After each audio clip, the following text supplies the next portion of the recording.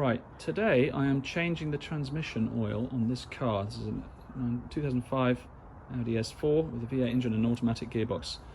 And when I was trying to find out how to change the transmission oil, I couldn't find any videos, so I thought I'd make one.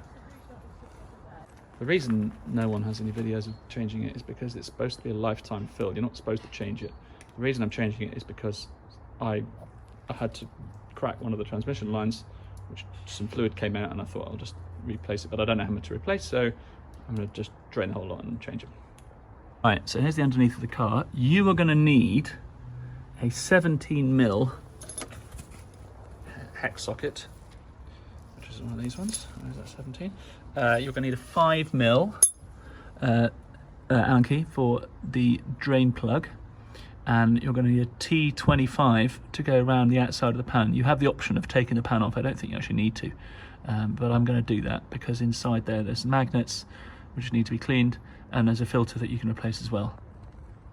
So I went to Motor Parts Direct and I bought 10 litres of this. It's a 9-litre job, but this stuff comes in 5-litre bottles. I don't know what flavour to get. I asked Motor Parts Direct and they told me to use this stuff. This is a filter, presumably, and the changing kit comes with a new gasket as well, which is probably a good thing.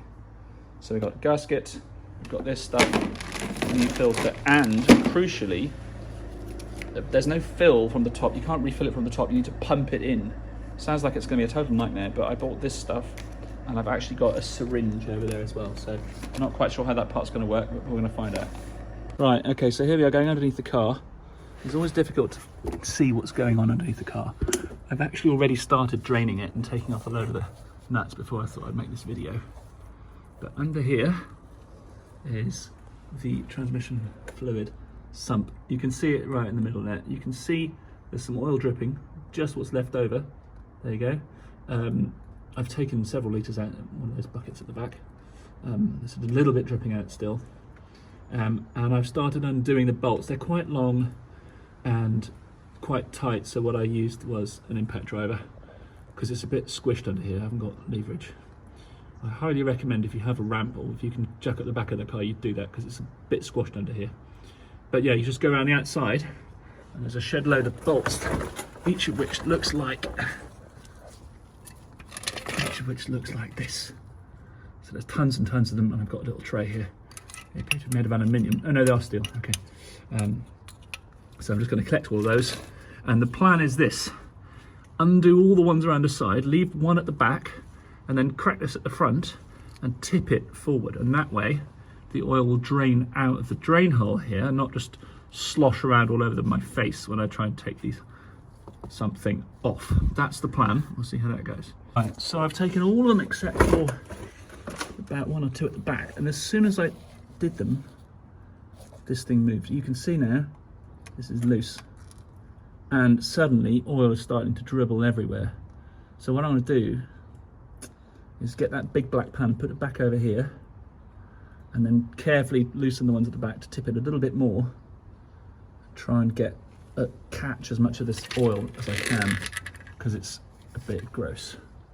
But what I didn't need to do, which I thought I would, is to sort of crack the seal with some sort of screwdriver or tool. You can see the green remains, well, what remains of the sumps, of the gasket seems to be right there. You can see the green thing there. So I'll just carefully undo some bolts, try and catch as much of this oil as I can in the tray, not in my face. Right, so here we are under the car, so it's terrible visibility, and I can't really see what I'm doing either. But there's a nut over there. It's one of 3 remaining on the thing, and as I loosen it ever so slightly, this thing falls down. I'm just doing it really gently because there's a drain plug.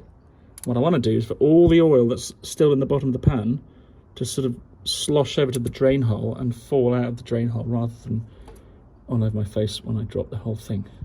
So I'm just going to slowly let that release. And interestingly, we can see some electric wires in there somewhere. So let's see how this goes. Right, well that was very annoying because I can't really move under there because I haven't lifted the car properly. But I managed to get the tray off. It's now resting there, dripping gently. and I'm going to withdraw it and see if I can figure out what the deal is with this filter. My advice would be, unless you can lift the car properly, unless you really have to, don't change the transmission oil. Okay, so here is the transmission fluid sump. The magnets are over here, and I've managed to wipe some crap off them actually, so you know, the satisfaction of actually you are doing something right. I've cleaned out a bit. This is how we fill it, or we'll do later. There's the drain plug. The gasket's still stuck on the car, and I'm not sure where the filter's going to go, but I'm just going to clean up these magnets and get back under the car and have a look. Right, so here's my sump tray. I have a feeling that these things are also magnets too, covered in crap, so I'm going to wipe them clean as well. I wanted to show you what this white thing is. So this was the 17mm socket. It was very, very stiff. I had to get a massive spanner to fix that. This, I believe to be the fill. See here, you can actually see right through that. So, and the levels, obviously this is higher than the drain plug. So I think, it doesn't look like 9 litres, but I'm told this is how you fill it. So what I need to do is take this plug out. I've just loosened here. And then I can fill it once it's back in place, having cleaned off the magnets and replaced the filter, which I've yet to do, and also the gasket. I wasn't sure how easily this filter was going to come out, but essentially it was like that, and you give it a wiggle and away it comes. So I've got this little paint pot here, but I can withdraw that, put the new one in, piece of cake, clean up the pan, and then I've got to deal with this gasket, which needs to be sorted out. Zoom out a bit there. So the gasket, also pretty straightforward. I've just got a little screwdriver underneath it, and the whole thing is just kind of peeling off. So that's going to come off. Make sure it's off cleanly all the way around, because I've got my nice fresh new one waiting to go on. Well, in case you've ever wondered what an automatic gearbox looks like from the inside, that is what it looks like. There's an extraordinary amount of cables. I can't quite believe that these wires are basically immersed in oil the whole time. Anyway, I've got the gasket off, got the filter out, so the new club is ready to go in. Right, so here's my pan. Obviously these magnets are about the only part of the car that doesn't need to be bolted to it. So I pulled them off, these round ones. These are also magnets. Gave them a good old clean. They were covered in crap. Surprise, surprise. I'm now going to clean this inside, because it's just since I've taken it off, it's got a few bits of dust on it. So I'll give that a really good clean with a brand new clean cloth, which won't look very clean for very long. Make sure the magnets are clean. Put it all back together, and then I'm going to go underneath the car and stick it all back on again. Right, so it turns out that this gasket does not have enough holes. Look here, for example. There's a hole. There's a hole. But what about this bit here? There's a hole there. I've got a bolt for that. I've got to put it back in. But no, you can't. So I now need to, I did try drilling it out while it was half attached, but the problem with that is it's very difficult and fiddly. Plus you're putting swarf into the oil, which is the last thing you want. So I need to basically take it off again, drill out all these holes that are missing, 10 of them in fact are missing, drill them out properly, and then have another go at putting it back on. Fun times. Right, so then I put it back on again, eventually.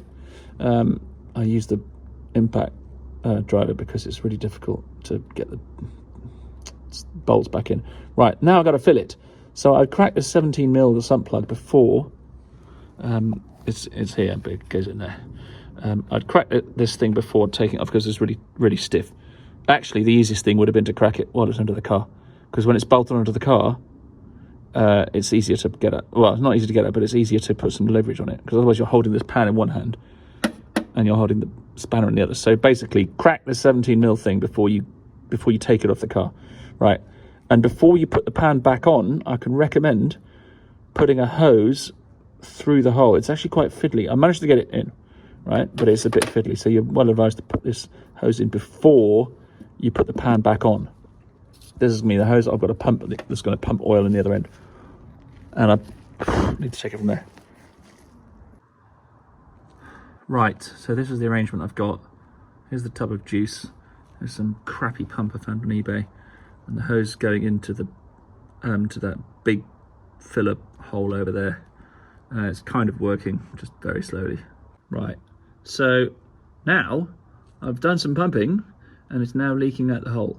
So that's basically all I can manage without turning on the engine to circulate the stuff, which is the next phase. Okay, so now we are ready to do the fill for the transmission fluid. I've filled as much as I can with the engine off and the car up, obviously, and eventually you pump it in and it just starts coming out again. And the reason is that you can't really fill it without the engine running. You need to put the engine on and it'll suck up some of the fluid and put it in the torque converter so you can put more in. So let's do that now. Right, so I've now just managed to fill as much as I can into this thing. You basically need to keep going until it starts to overflow, and then that's all you can do.